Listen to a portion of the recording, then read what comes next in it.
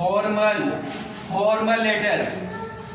तो ये formal letter to kind होते हैं ना, एक तो इनफॉर्मल होता है जो फादर के लिए, मदर के लिए, अपने रिलेटिव के लिए लिखा जाता है, और इनफॉर्मल लेटर होते हैं ऑफिशियल लेटर। तो write the letter to the SDO of electrical department complaining the frequent cut off electricity. तो इलेक्ट्रिसिटी की कंप्लेन करने के लिए लेटर लिखना है। तो यहाँ पर to the SDO electrical department Rawantila Aligarh date, ये सभी लिखना है, डेट भी डालनी है। फिर यहाँ पर सब्जेक्ट क्या है, frequent cut off electricity, electricity का बार बार जाना, ये शिकायत है। Sir respectfully I beg to say that we are very troubled frequent cut of electricity, we cannot study well, we cannot sleep at night, so we request you to repair the electric line। और ये फिर यहाँ पर लिखेंगे इधर your sincerely XYZ अपना नाम लिखेंगे और यहाँ पर अपना एड्रेस। ये फॉर्मल लेटर औपचारिक पत्र सेवा में श्रीमान खंड विद्युत अधिकारी रावनटीला अलीगढ़ विषय अपनी कॉलोनी में बिजली की समस्या। महोदय, निवेदन यह है कि हमारी कॉलोनी में बिजली बार बार कट जाती है, अतः हम अपनी पढ़ाई नहीं कर पाते हैं और रात में गर्मी के कारण सो नहीं पाते हैं, मच्छर भी बहुत लगते हैं। अतः श्रीमान जी से निवेदन है कि विद्युत लाइन ठीक कराने की कृपा करें। भवदीय अपना नाम, एड्रेस, डेट। ये फॉर्मल लेटर औपचारिक पत्र हिंदी में।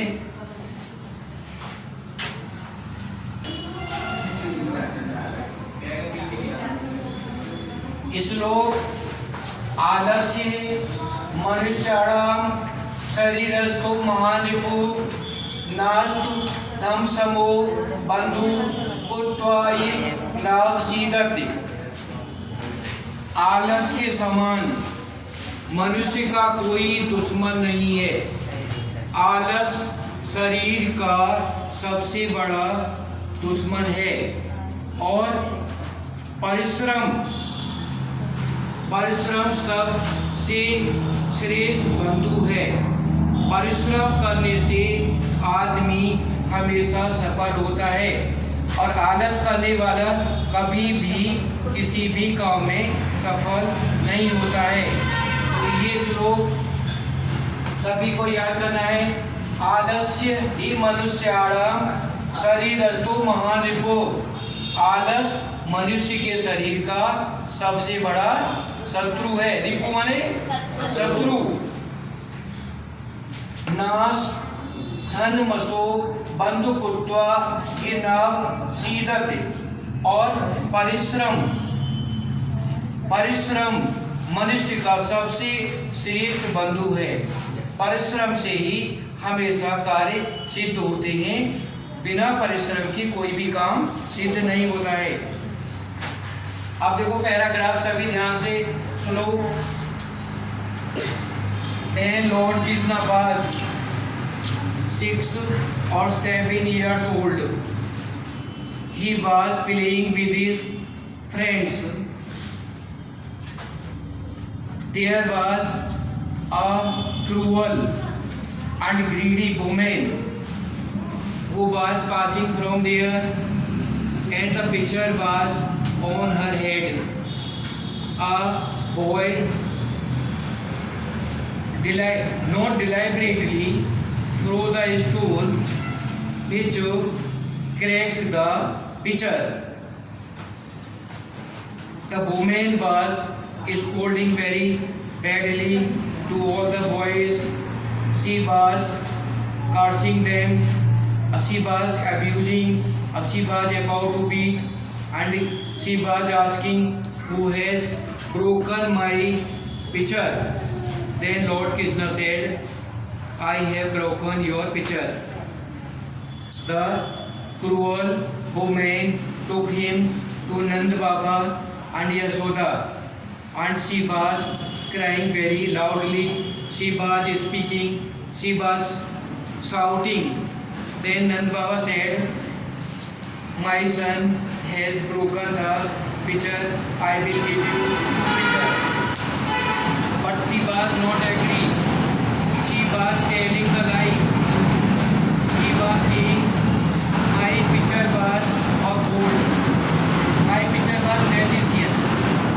My pitcher was magician.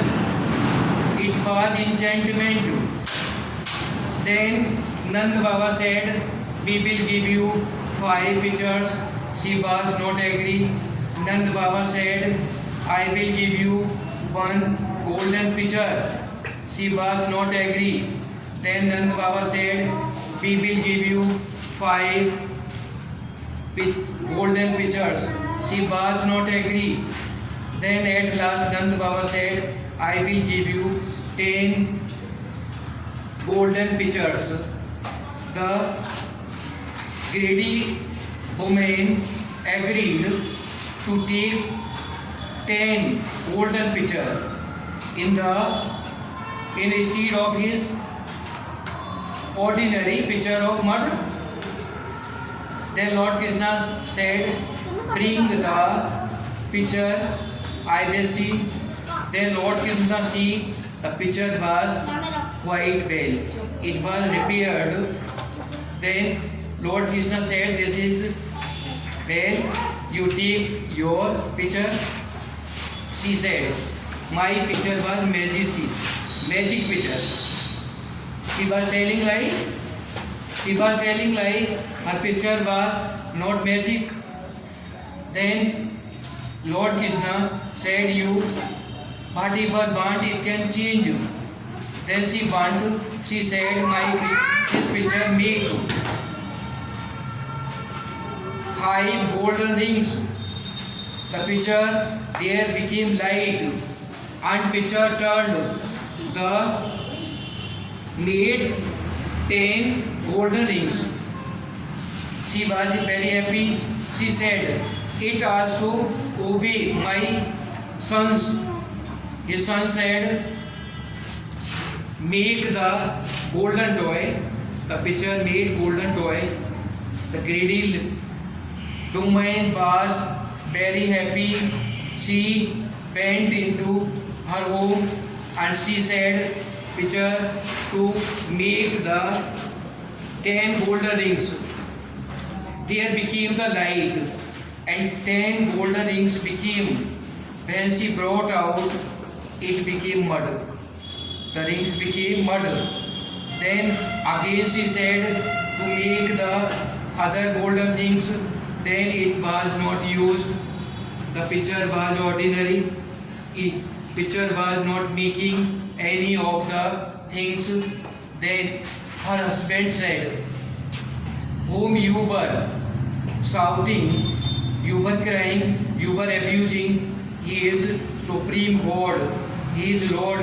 Krishna is God. Krishna is supreme God, whom you were telling the lie, whom you were deceiving. This is the enchantment of Lord Krishna, what has turned by touching him. Kapil, what was the age of Lord Krishna? Stand up. What was the age of Lord Krishna?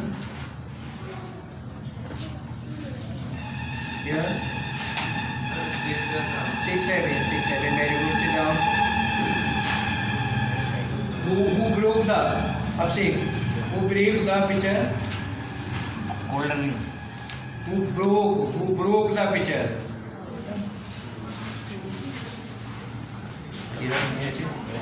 Sit down. Simi, who broke the pitcher? Sir, Krishna. Anyone? Yes. यानी हाँ देखो संभालो, आप सभी संभालो, ध्यान से संभालो हिंदी में। और ये देखो भगवान कृष्ण जब 5, 6, 7 साल के थे तो कुछ लड़कों के साथ में, अपने दोस्तों के साथ में खेल रहे थे। एक लड़के ने पत्थर को फेंका अनजाने में और वहां से एक निर्दयी लालची औरत जा रही थी और उसके सिर पर घड़ा रखा हुआ था। अचानक उसकी घड़े में पत्थर लग गया और वो घड़ा क्रैक हो गया, फूटा नहीं था, पूरा क्रैक हो गया। वो औरत इतनी जोर से चिल्ला रही थी और बुरी तरह से डांट रही थी भगवान कृष्ण को, और उन सभी लड़कों को बहुत बुरी तरह से डांट रही थी और सबको पीटने ही वाली थी। तो भगवान श्री कृष्ण ने तोड़ा तो किसी और ने था, लेकिन भगवान श्री कृष्ण ने कहा उन सभी को बचाने के लिए कि ये मैंने तोड़ा है। उस लड़के ने भी जो तोड़ा था उसने अनजाने में टूट गया, जानबूझ करके उसने पत्थर को नहीं मारा था, लेकिन उन सबको बचाने के लिए भगवान ने कह दिया कि ये मैंने तोड़ा है।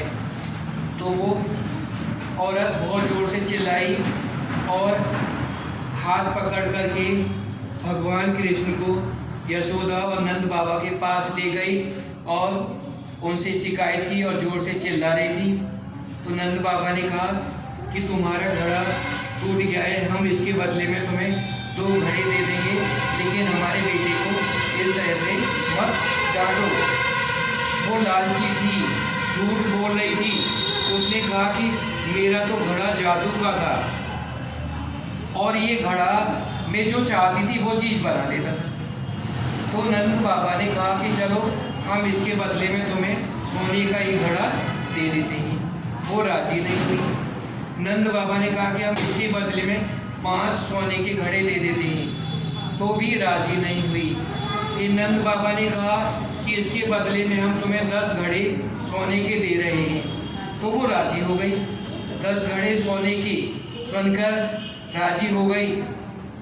लालची थी, झूठी थी और निर्दयी थी। तो भगवान कृष्ण ने कहा कि उस घड़े को दिखाओ जो तुम्हारा घड़ा है। जब भगवान ने उसको छुआ तो वो घड़ा बिल्कुल सही हो गया। तो भगवान ने कहा कि ये तो तुम्हारा घड़ा सही है, तुम तो झूठ बोल रही हो। उसने कहा नहीं, मेरा तो घड़ा जादू का था, मैं जो चाहती थी वो ये बना देता था। उन्होंने तो कृष्ण भगवान ने कहा देखो ये भी जादू का है, तुम जो चाहो वही बना देगा। तो उसने कहा कि 5 सोने की चूड़ियाँ बना दी। तो उसमें लाइट हुई और लाइट हुई, अब 5 सोने की चूड़ियाँ बन गई। फिर बोली कि ये घड़ा मेरे बेटे का भी कहना माने, मेरा बेटा जो कहे वो भी ये बना दे। तो उसके बेटे ने कहा कि एक सोने का खिलौना बना दे। तो उसने सोने का खिलौना बना दिया। अब वो औरत बहुत खुश हुई, बोली इससे तो मैं बहुत सारा सोना बना लूँगी। अपने घर ले गई। झूठी थी, भगवान को धोखा दे रही थी, झूठ बोल रही थी, भगवान को धोखा दे रही थी। अपने घर जाके उसने बड़ी खुशी से कहा कि 10 सोने की चूड़ियाँ बना दी। तो उसमें लाइट हुई, उसकी पैदी में लाइट हुई और 10 सोने की चूड़ियाँ बन गई। और जैसे ही उसने निकाली मिट्टी हो गई, वो मिट्टी हो गई। उसके बाद फिर उसने कहा कि 5 बना दे, फिर वो बना ही नहीं रहा था। तो उसके पति ने कहा देखो जिसको तुम धोखा दे रही थी वो नंद बाबा का बेटा, वो परम पिता परमात्मा है, भगवान है। भगवान को तुम धोखा दे रही थी, भगवान को तुम धोखा दे दोगी, अरे वो तो घट की जानने वाला है। और अपने दोस्तों को बचाने के लिए उसने खुद झूठ बोल दिया कि मैंने घड़ा तोड़ा है, जबकि उस लड़के ने भी जानबूझ करके नहीं तोड़ा था। वो घड़ा अचानक ही अनजाने में, नॉट डिलाइबरेटली, अनजाने में उसमें पत्थर लगा था। तो कोई भी झूठ बोल करके किसी पर झूठा आरोप लगाता है वो कभी नहीं चलता। अपनी बेईमानी को छुपाने के लिए, अपने झूठ को, अपनी बेईमानी को छुपाने के लिए दूसरों पर झूठा आरोप लगाना और दूसरों का पैसा हड़प कर लेना, दूसरों की जो है बेईमानी करना, वो ज़्यादा नहीं चलता है। और अगर किसी ने ऐसा किया भी है वो हमेशा फलता फूलता नहीं है। कभी किसी को धोखा नहीं दो। अगर हम देखो किसी भी मनुष्य को सता रहे हैं तो हम भगवान को सता रहे हैं। हर मनुष्य के अंदर भगवान है। सोल आत्मा जो होती है, आत्मा परमात्मा का अंश होता है। अगर हम किसी को बिना बात ही सता रहे हैं तो वो हम पाप कर रहे हैं। अगर हमने मन से सोचा कि इसका बुरा हो जाए तो हमने मन से पाप किया, हमने कोई कर्म नहीं किया। लेकिन अगर हमने अब दूसरों के बारे में बुरा सोच रहे हैं तो हम मन से पाप कर रहे हैं, इसका भी हमको पनिशमेंट मिलेगा। और अगर हम वाणी से कर रहे हैं, किसी को गाली दे रहे हैं, किसी के बारे में बुरा बोल रहे हैं तो हम वाणी से पाप कर रहे हैं। हमने किसी को गाली दी तो हमने दूसरे को दुखी किया, आत्मा को दुखी किया, तो वो हमारी वाणी के द्वारा पाप हुआ। और अगर हम साचा काम कर रहे हैं, किसी का बुरा कर रहे हैं, चोरी कर रहे हैं, बेईमानी कर रहे हैं, तो हम कर्म से पाप कर रहे हैं। तो पाप तीनों तरह से होता है। पाप मन से भी होता है, बुरा सोचना, बुरे दिमाग विचार में रखना, this is sin, also this is sin, ये भी पाप है। बुरा सोचना पाप है, बुरा करना पाप है, और बुरी बोलना, मुंह से बुरी बातें बोलना, ये भी पाप होता है। अब देखो साइंस का ध्यान से संभालो।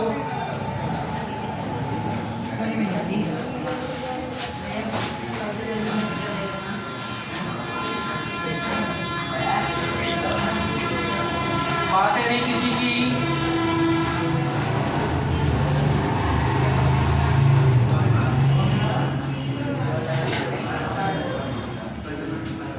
देखो 100 कूलम और 50 कूलम के चार्ज हैं। बड़े ध्यान से समझो। चार्ज कल मैंने डेफिनेशन बताई थी, चार्ज तुमने सुना भी है। चार्ज नेगेटिव पॉजिटिव होता है। और एक क्लाउड के ऊपर बताया था, क्लाउड की थंडरिंग होती है, लाइटनिंग होती है, वो भी तो चार्ज है। अगर हम जो है किसी भी प्लास्टिक की चीज़ को रब करते हैं बालों से, उनके ऊपर चार्ज आ जाता है। Charge is entity of electrons on any body either axis और डेफिशिएंसी। अब ये दो चार्ज रखे हैं, एक तो पॉजिटिव चार्ज है और दूसरा वाला नेगेटिव चार्ज है। अट्रैक्ट होगा या रिपील होगा? ये अट्रैक्ट होगा, रिपील। ये अपोजिट चार्ज हैं, इसलिए अट्रैक्ट होंगे, एक दूसरे को खींचेंगे। अपोजिट चार्ज एक दूसरे को खींचते हैं और लाइक चार्ज होते हैं वो रिपील करते हैं। तो ये वाले दोनों चार्ज यहाँ से सेंड ये रखे हैं 90 मीटर की दूरी पर रखेंगे। ध्यान से समझ लो। तो बताओ कि ये कहीं पर इसका पोटेंशियल जो होगा वो जीरो हो जाएगा। जब प्लस माइनस होता है, प्लस माइनस क्लाउड भी जो होते हैं ना, क्लाउड पे चार्ज आ जाता है। बादल के ऊपर चार्ज क्यों आता है? क्योंकि आपस में वो रब करते हैं, तो इसलिए चार्ज आ गया। और जब वो पास में आ गए तो एकदम से लाइटनिंग होगी, थंडरिंग होगी और वहाँ पर पोटेंशियल जीरो हो जाएगी, न्यूट्रल हो जाते हैं। ऐसे न्यूट्रल अभी कौन से पॉइंट पे न्यूट्रल होगा वो हमें निकालना है। तो मैंने देखो यहाँ से यहाँ तक की डिस्टेंस कल बताया था। Yes sir. यार जब यहाँ से यहाँ तक की डिस्टेंस आर होगी तो ये वाली डिस्टेंस हो जाएगी, ये यहाँ से सेंटर तक 90 माइनस आर, ठीक है ना? Yes sir. अब potential difference E equal to जो इसका वो हुआ V potential V equal to 1/4 pi epsilon 0 Q1/R1 Q1/R ये यस सर। ये वाली, ठीक है, plus plus R Q2 Q plus ये वाला Q2, ये Q1 है, ये Q2 है, Q1 Q2 Q plus 1 upon 4 पाई epsilon 0 Q2 upon 90 minus R। सबकी समझ में आ रहा है ना? Potential is 0। 1 upon 4 pi epsilon 0 की वैल्यू मैंने बताई थी, ये होती है 9 multiply 10 raise to power 9 multiply 100 upon R plus 9 multiply 10 raise to power 9 multiply 50 upon 90 minus R। और चार्ज ये नेगेटिव है, नेगेटिव हमने यहाँ पर माइनस लगा दिया, ठीक है ना? नेगेटिव चार्ज है तो हमने माइनस लगा दिया।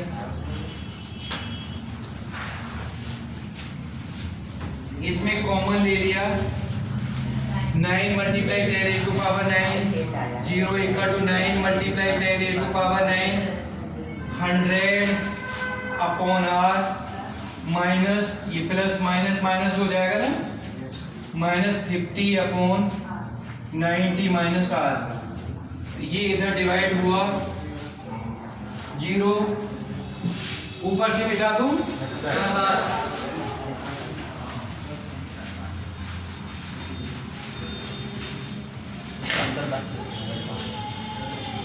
ये इधर जब 0 में डिवाइड होगा तो 0 हो जाता है, 0 में किसी से मल्टीप्लाई करें या डिवाइड करें 0 हो जाता है। 100 upon R minus 50 upon 90 minus R equal to 0। इसमें भी 50 कॉमन आ रहा है ऊपर, तो हमने 50 कॉमन ले लिया, 2 upon R minus 1 upon 90 minus R equal to 0। 50 का इधर डिवाइड कर दिया, 2 upon R minus 90 upon minus 1 upon 90 minus R। ध्यान से आवाज नहीं किसी की है। एलसीएम ले लिया, R 90 minus R 2 90 minus R minus R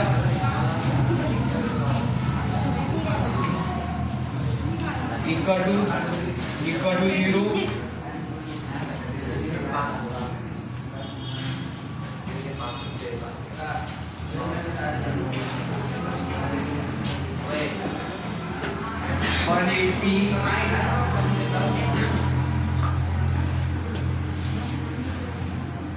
one eighty minus 2R minus R equal to 0। 180 minus 3R equal to 0।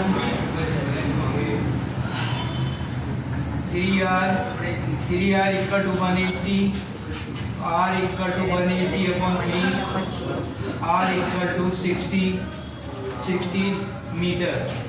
60 metre पर ये 0 होगा, 60 मीटर पर 0 हो जाएगा। सबने उतार लिया?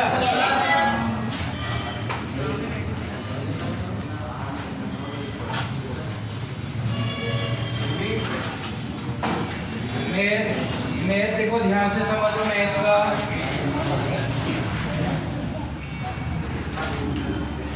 X cube plus 2x square minus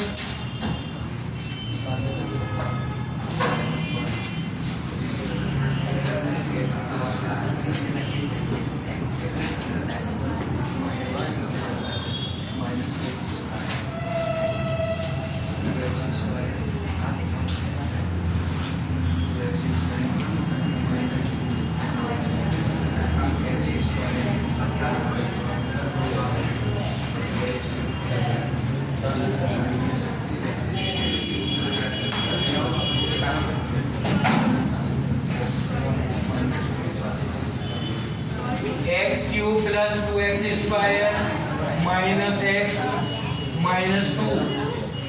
तो इसकी फैक्टर करनी है, इसकी फैक्टर हमें करनी है। ये वाला क्वेश्चन है, हमने कल भी दिया था।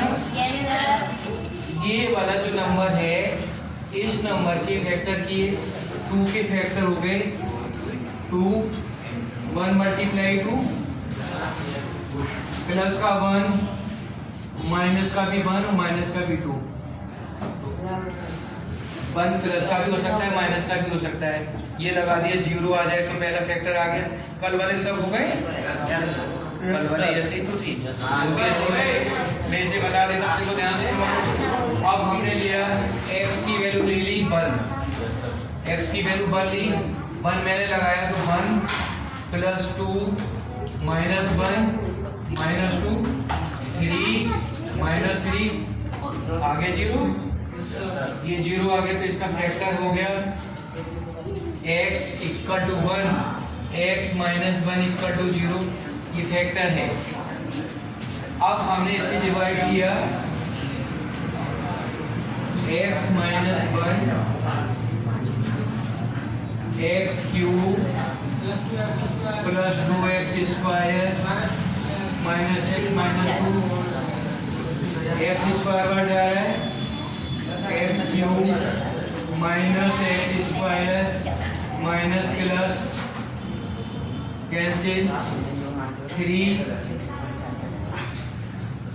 3x square minus x minus 2 divide किया 3x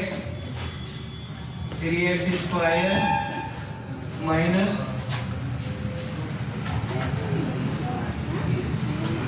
x माइनस 1, x की वैल्यू 1 तो x माइनस 1। अभी इसका मल्टीप्लिकेशन हो गया x square minus 3x square, और ये माइनस का इसमें मल्टीप्लाई करेंगे तो माइनस का 3x माइनस 3x इसके नीचे आएगा x के नीचे,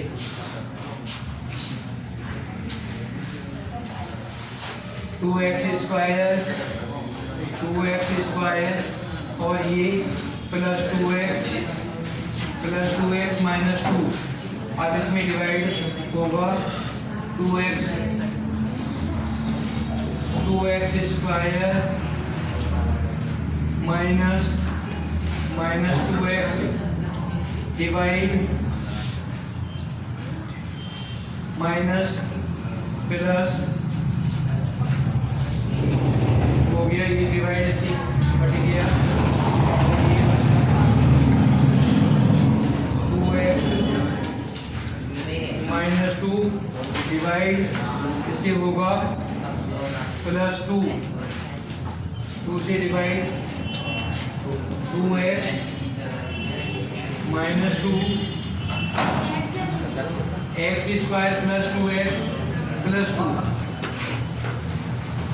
ये 1 बार गया, ये वाला 1 बार गया। अब हमने स्पेसिंग मेथड से किया x square plus 2x plus 1। अब देखो यहाँ पर करेंगे तो ये 1 बन जा 1, x square plus x plus 1। यहाँ पर कॉमन आ गया x प्लस 1, और यहाँ पर 1 कॉमन आया x प्लस 1, तो इसके फैक्टर x प्लस 1 और x प्लस 1 और x माइनस 1, ये फैक्टर आएगा। ठीक है,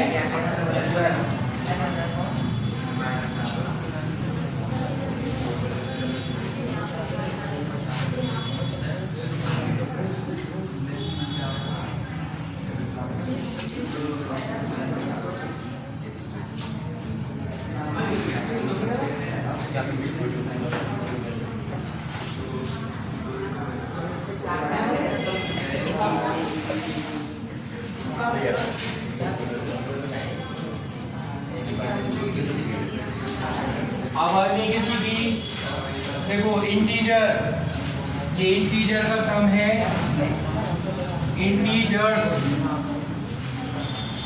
इंटीजर्स ये मैंने इंटीजर वाले कल सम दिए थे। Integers are those numbers which are negative and positive जो जीरो के लेफ्ट में होंगे वो नेगेटिव होंगे और जीरो के राइट में होते हैं पॉजिटिव। तो इंटीजर माइनस प्लस का इसमें ध्यान रखेंगे। सभी ध्यान से देखो, माइनस प्लस की ज़्यादा गलती होती है।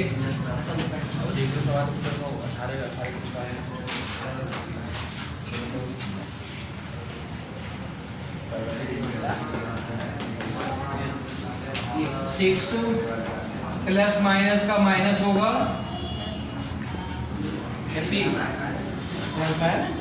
ध्यान से देखो प्लस माइनस की, देखो ये, और ये है 18 और प्लस माइनस का माइनस 24 और ये हो जाएगा ये प्लस का 60। खड़ा हो जाए, खड़ा हो जाए। ये प्लस का 60 कैसे हो गया, कहाँ से आ गया? ये तो माइनस था, इधर देख, ये माइनस था, ये प्लस कैसे हो गया?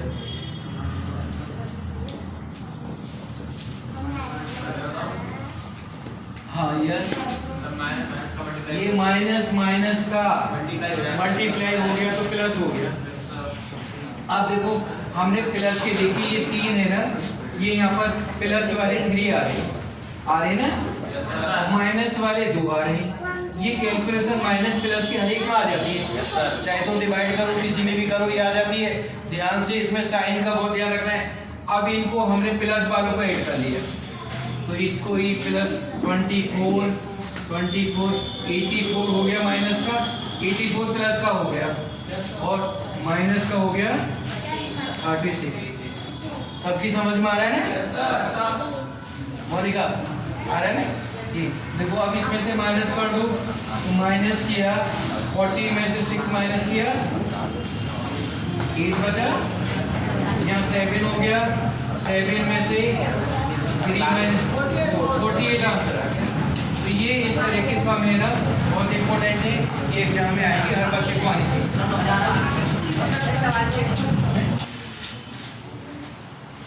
पूरा Characterize cubic polynomial and integers. Solve all these integers in the homework.